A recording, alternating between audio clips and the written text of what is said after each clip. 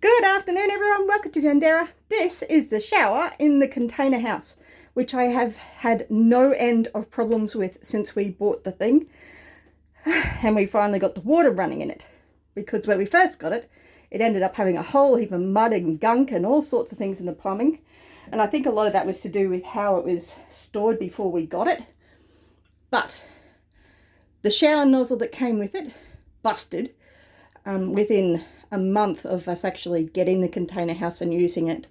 And ever since then, that drain has driven me nuts. I've been barely able to have the water running at all, to the point where the hot water system got confused and kept turning on and off, which made it really, really difficult.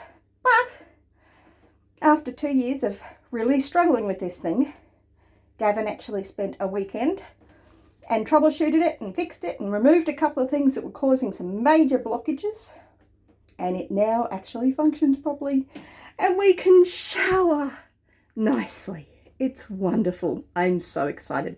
It sounds like a really simple thing. We've also had problems with the shelf falling down, and Gavin fixed that as well. As you can see, I've got my washing stuff stuck on with suction cap hooks for me and the boys. The floor still gets really slippery. I did have a mat in here at one point that got really moldy really quickly because there's no exhaust fan in here. That's the next thing we need to add in here, because having a shower means the window gets completely fogged up. You can't see through the mirror. It's just a big, huge challenge. And I'm sorry I'm moving around the camera so much. But, I mean, that thing apparently is supposed to make it so I can connect to my phone. It doesn't. The only music it plays is a local radio station, if it can pick it up. I find swapping the spots that the water comes out of, so it's supposed to come out of there, it comes out of there, comes straight out the front, comes out down there. I find that really clunky because the little guide thing around that is actually swiveling, so you can't tell where it's actually sitting, which is a really huge problem. It's got lights up the top, and it's got, it's got lights in there, and it mixes the hot water. As I said, suction cap things don't hold things up well.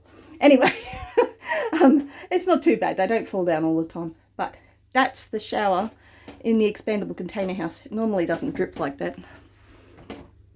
I may not have quite turned it off properly. I don't know. Anyway, so that's an up close and personal of the container house. Now, I'm over 130 kilo. I find this door incredibly difficult to get through. It's a bit of a navigation issue for me. So these showers are not designed for larger ladies or larger gentlemen for that matter. And it is impossible to get in here with a wheelchair. Completely impossible. There's a step down there that's quite a significant step. It's very difficult to get in here when you're immobile. So while I was recovering from a broken leg, I was stuck with sponge baths. So this was better than a sponge bath, even though I had zero pressure. Well, not zero pressure, it was just really light pressure because the tub kept filling up, and then I'd risk having it overflow, which it did a couple of times into the bathroom, which was a real problem because there's no drain in this floor, which is another problem. And the floor is just not sealed properly. It's not sealed for a wet room. And as you can see, it's starting to get grimy, and I'm going to have to get Gavin to remove that silicone at some point and re-silicone it because the mould is starting to build up quite badly. It's a real challenge. But it's draining. Yay! I am so excited. Honestly, I cannot express my level of excitement here. I can actually have a shower and it's a pleasant experience, rather than a major chore and a major hassle, because it's just such a challenge for me to get into the shower because I'm so big, and the water pressure was just such a pain in the backside. It wasn't funny. But yeah, so I hope you found that helpful, and I highly recommend, if you're getting an expandable container house, upgrade your bathroom. Don't get this one. This is the cheap standard bathroom that comes with the expandable container houses.